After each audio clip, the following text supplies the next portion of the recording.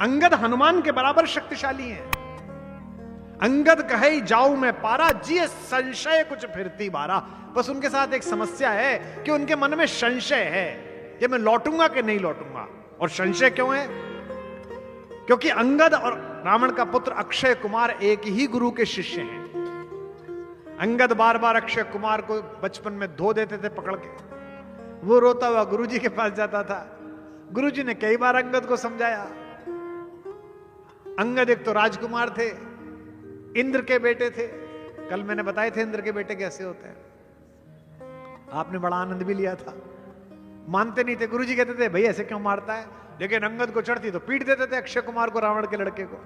तो गुरुजी ने गुस्से में एक बार शाप दिया कि अगर अक्षय कुमार पर तूने हाथ भी उठाया तो तू मर जाएगा। यही संशय उनके मन में था कि मैं गया और सामने अक्षय कुमार मिल गया तो इसलिए समस्या हो जाएगी। और रावण को भी यह पता था कि बंदर आया है तो अंगद आया होगा, इसलिए आपने देखना कि सबसे पहले उसने अक्षय कुमार को भेजा। पुनि पठयऊ तेई अक्ष कुमारा, चला संगले सुबट अपारा। अंगद को कब भेजा? जिस दिन युद्ध होना था उससे पहली रात। यह भारत के विदेश मंत्री का संवाद होना चाहिए जो मैं बोलना चाह रहा हूं। यह भारत की विदेश नीति में IFS में पढ़ाया जाना चाहिए जो रामकथा कह रही है। युद्ध को हम अंतिम समय तक टालेंगे, लेकिन भारत का यह उद्घोष है कि युद्ध प्रारंभ हम नहीं करेंगे लेकिन समाप्त हम ही करेंगे।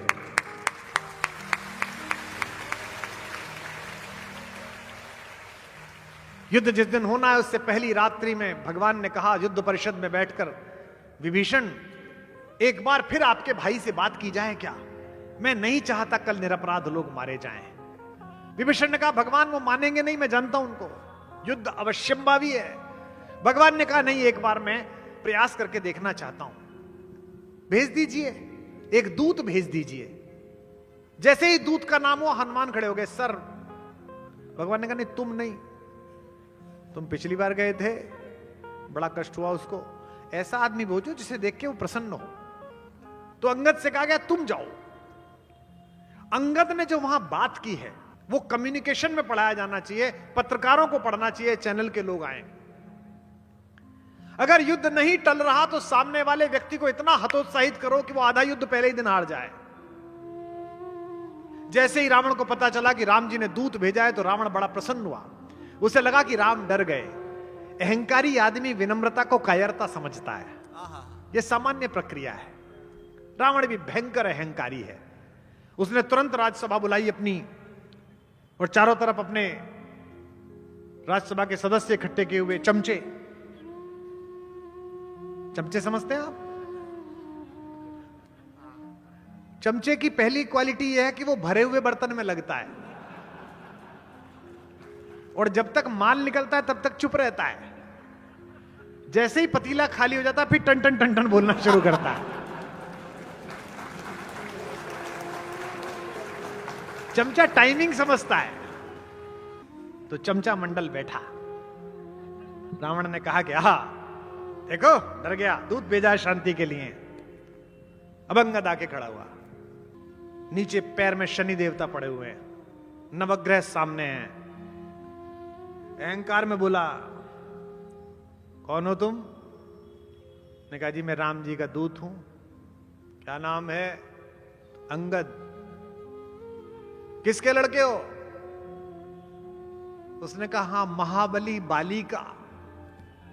तो जानता तो था, बाली 7 बार पीट चुका था इसे, यहां लगा के सागर पे चक्कर मार चुका था। लेकिन चमचों से घिरा हुआ व्यक्ति अक्सर अहंकार में होता है। वो झूठे किस्से सुनाता है चमचों को और चमचे खुश रहते हैं। अरे ऐसा कर दिया था हमारे नेताजी ने एक बार। भाई साहब क्या बात कर रहे हो आप? एक रात में चुनाव बदल दिया था। बोला किसके? कौन के सुत?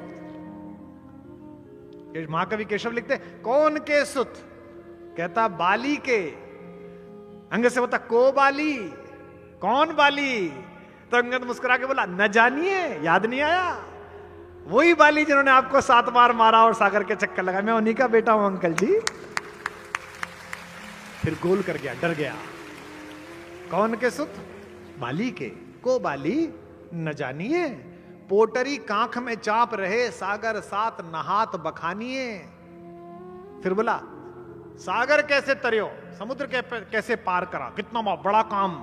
अंगद बोला इसमें क्या है, जैसे गोपद, जैसे गाय कीचड़ में पैर रखते थे बच्चा पार कर देता, ऐसे पार कर लिया। फिर अहंकार आहत हुआ। आखिरी बात पे तो आप बहुत देर तक हंसेंगे, प्रसन्न हो जाएंगे। सागर कैसे तरियो जैसे गोपद। फिर अच्छा अच्छा बकवास बंद करो, किस काम से आए हो।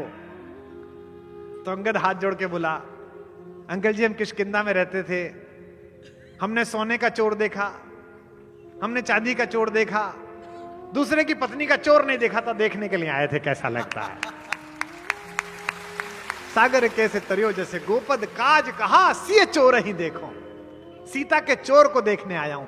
मनोबल कितना टूटा होगा उस पल रावण का। ऐसा चाहिए आपको राजदूत, जो कॉमनवेल्थ में खड़ा हो तो पड़ोसी देश के साथ ऐसी बहस करे कि युद्ध से पहले ही देश का मनोबल नीचे गिर जाए। ये राम की कहानी पढ़ाओ अपने आईएफएस में जाके। रावण ने अहंकार में कहा मूर्खता की बात मत करो, मुझे याद आ गया तुम मेरे दोस्त बाली के बेटे हो बेटा, तुमसे कह रहा हूं ये राम वाम सब ये वनवासी हार जाएगा, इसे मैं मार दूंगा, मेरी तरफ आ जाओ बच जाओगे। कहां बेटा तू लग गया, कहां वो और कहां मैं। जैसे ही उसने कहा, अंगद ने कहा बिल्कुल ठीक कह रहे हो आप, कहां वो कहां आप। तो तुरंत उसने चमचों की तरफ देखा कि देखो मेरी तरफ आया। बोला सभा को बताओ कि मुझ में और उसमें क्या अंतर है तपस्वी में। अब अंगद तपस्वी राम जी में और रावण में अंतर बता रहा है और क्या सभा में आनंद आ रहा है। बोला अंकल कहां वो कहां आप। उनका एक बंदर पूरे समुद्र पार कर गया, कहां वो। बनरा, उनका बनरा सिंधु पार कर गया, और आप पर उनके भाई की खींची हुई धनुष की रेखा पार ना हुई, कहां वो कहां आप। दोनों में बहुत। उसने कहा नहीं कुछ और बताओ, कुछ और बताओ, ये बात समझ में नहीं आई। बोले कहां आप कहां वो। उन्होंने जो बंदर भेजा था आपके पूरे खानदान पे वो ना बंधा, और उन्होंने समुद्र को बांध के उस पे बाट बना दी, मार्ग बना दिया, कहां वो कहां आप। बोला आपको क्या बताऊं रघुनाथ जी के प्रताप की बात, कहां आप कहां वो। उनके बंदर की पूंछ पर पूरे खानदान का तेल डाला तब उसकी पूंछ न जली, और उस अधजली पूंछ ने आपकी लंका जला दी, कहां वो कहां आप। कि सिंधु तर्यो उनको बनरा, सिंधु तर्यो उनको बनरा, तुम पे धनुरेख गई न तरी। तुम पे धनुरेख गई न तरी, तुम पे धनुरेख गई न तरी।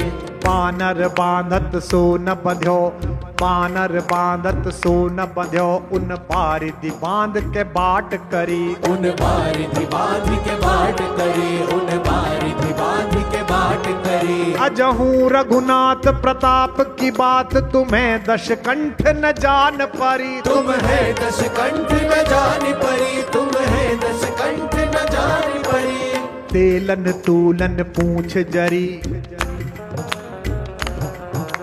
तेलन तूलन पूंछ जरी, न जरी गढ़ लंक जराय जरी। न जरी गढ़ लंक जराय जरी, न जरी गढ़ लंक जराय जरी, न जरी गढ़ लंक जराय जरी, न जरी गढ़ लंक जराय जरी। बोलो बजरंग बली की।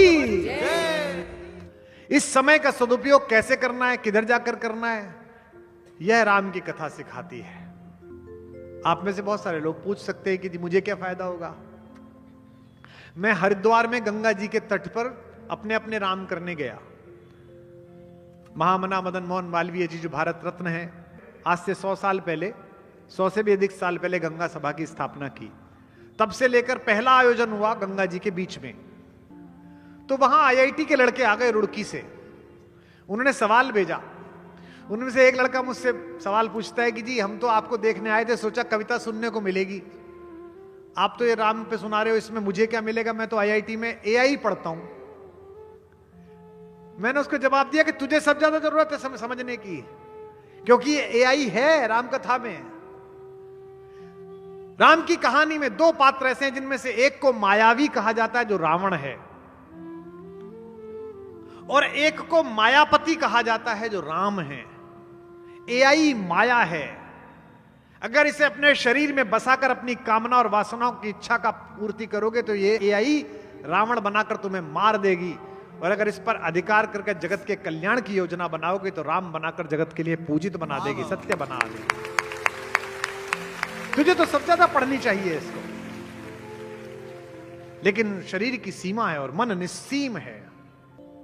इसी देश में यह खबर छपने लगी कि रील बनाने के लिए आईफोन खरीदना था तो महिला ने अपने 4 महीने के नवजात शिशु को बेच दिया। इसी देश में खबर है। कुछ तो गलत हो रहा है भैया। सरकारों से नहीं होगा, संस्कारों से होगा। उसके लिए आध्यात्मिक लोगों को अपनी भूमिका तय करनी पड़ेगी। कौन सदन में खड़े होकर यह स्वीकार करता है कि हम असफल हो गए? सरकार में कौन कहता है कि हम असफल हो गए? सरकार सफल होती है तो बताती है, नहीं होती है तो बताती है सफल हो गए। आईफोन बहुत अच्छी चीज है, कोई खराब चीज नहीं है, लेकिन किश्तों में मैं क्यों खरीदूंगा भाई? एयरपोर्ट पे उतरता हूं, लिखा रहता है आईफोन 16 इजी EMI। मैंने 50 वर्ष की आयु तक क्रेडिट कार्ड नहीं लिया था, उधार से डर लगता है जी। और आज हालत ये हो गई है, जिस पर जितना उधार है वो उतना ही दिलदार है, क्योंकि आपने सारा आकर्षण साधनों में बांध दिया है। बड़ी गाड़ी है तो प्रसन्न हो, फिल्टर लगी हुई फोटो देखते हो और सोचते हो कि यही सत्य है, और जब सत्य सामने आ जाता है तो बुद्धि पे फिल्टर लग जाता है कि देखा कुछ था निकला कुछ और, ये तो फिर चिंतित होते हो। एक वायवीय मायावी जगत है जिसको वास्तविक जगत में ढूंढ रहे हो आप, और यही समस्या है आपकी। एडिट की हुई 50 सेकंड की रील, उसे सत्य समझ रहे हो आप, और जो रियल जिंदगी अनएडिटेड है उसको सत्य ही नहीं समझ रहे हो। यही कष्ट है आपके जीवन में।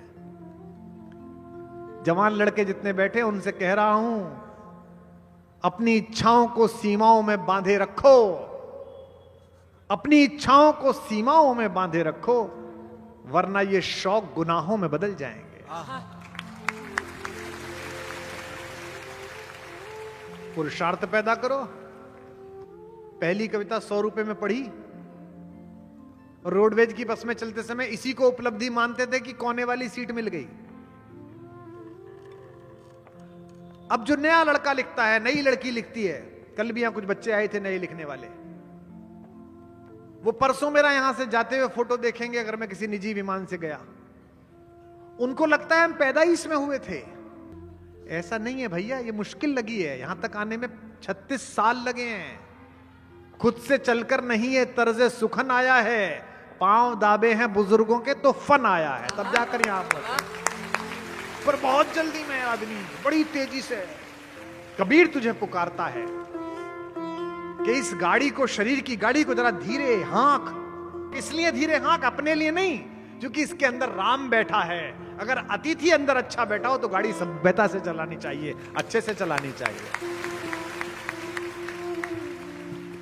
मेरे उत्तर प्रदेश का कबीर कहता है, भारत का कबीर कहता है, जरा हल्के गाड़ी हाँको मेरे राम गाड़ी वाले, जरा हल्के गाड़ी हाँको मेरे राम गाड़ी वाले, जरा धीरे धीरे गाड़ी हाँको मेरे राम गाड़ी वाले, जरा धीरे धीरे गाड़ी हाँको मेरे राम गाड़ी वाले। देखो कितने ज्यादा हम अजीब लोग हैं। सांस निकली नहीं कि संबंध समाप्त। यही आदमी आधा घंटा पहले फूफा जी था, चाचा जी था, भाई साहब था, पति था, आधा घंटे बाद इसका संबोधन बदल गया, ये बॉडी हो गया बॉडी। और बड़े खुश हो तुम कि हम हैं, तुम कुछ नहीं हो, मैं कुछ नहीं हूं भाई। घर वाले पूछते हैं बॉडी उठाओ, भाई साहब बॉडी कब उठेगी? वो अमरावती से फूफा जी आ जाएं, वो वहीं ज्वाइन कर लेंगे जैसे नौकरी लग रही हो। और इसको लेके आदमी गुमान करता है कि मैं अभिमानी लोगों को देखकर अक्सर सोचता हूं नितिन जी कि इनको समझ में नहीं आती है। ये पट्टा लेके आए पृथ्वी का कि यही रहेंगे, इन्हीं की चलेगी। अंत में सबको बॉडी होना है। 4 जना मिल माथे उठायो बांधी काठ की घोड़ी, 4 जना मिल माथे उठायो बांधी काठ की घोड़ी, 4 चार जना मिल माथे उठायो बांधी काठ की घोड़ी। चार जना मिल माथे उठायो बांधी काठ की घोड़ी। ले जाके मरघट में रख दी फूंक दिनी जस होरी रे भैया हल्के गाड़ी हाको मेरे राम गाड़ी वाले। जरा हल्के गाड़ी हाको मेरे राम गाड़ी वाले। जरा धीरे गाड़ी हाको मेरे राम गाड़ी वाले। जरा धीरे धीरे गाड़ी हाको मेरे राम गाड़ी वाले। जरा हल्के गाड़ी हाको मेरे राम गाड़ी वाले। जरा जरा आहा जरा हल्के गाड़ी हाको मेरे राम गाड़ी वाले। मेरे राम गाड़ी वाले घनश्याम गाड़ी वाले। मेरे राम गाड़ी वाले घनश्याम गाड़ी वाले। किसी से प्रेम करने के लिए उसकी उपस्थिति और अनुपस्थिति दोनों आवश्यक है। या तो आपके सम्मुख है तो आप प्रेम कर रहे हैं, या आपकी आंखों से ओझल है तो आप प्रेम के गाने गा रहे हैं सबसे मधुर वो गीत जिन्हें हम दर्द के स्वर में गाते हैं। जब हद से गुजर जाती है खुशी आंसू भी छलक कर आते हैं। Our sweetest songs are those who tell us saddest thought, Shakespeare ने कहा। लेकिन एक ये बावरा है जो जब उपस्थित है तो राधा है, जो उपस्थित है तो पूरा ब्रज है, और अनुपस्थित है तो मेवाड़ राजवंश की कुलवधु है, मीरा है। हमसे पूछा था किसी ने, हम एक बार न्यूयॉर्क में एक वर्ल्ड पोइट हाउस है तो वहां गए हुए थे, तो उन्होंने हमारे सम्मान में एक संध्या रख दी। एशिया के और यूरोप के कुछ नए कवि इकट्ठे हो गए। तो स्पेन की एक कवित्री ने कहा कि मैंने आपके यहाँ काफी पढ़ा है, आपके यहाँ के लोगों के बारे में जाना आने से पहले। So I was going through a poetess name Meera. मैंने कहा यस। उसने मुझसे कहा कि आप सो मैनी ऑफ फैलेसीज, बहुत सारी अजीब बातें हैं इसके अंदर। मैंने कहा क्यों? तो उसने मुझसे कहा कि इसमें कहानी है कि उनको विश्व भेजा गया और वो जी गई। तो मैंने कहा दो बातें एक साथ मत कहिए कि मीरा को पूरा पढ़ा और प्रश्न उठा। अगर मीरा को पूरा पढ़ा है तो प्रश्न उठ ही नहीं सकता है। अगर पात्रता कृष्ण को लेकर मीरा जैसी है, दुनिया के हर विष को बाध्य होकर अमृत बनना पड़ेगा, चरणामृत बनना पड़ेगा।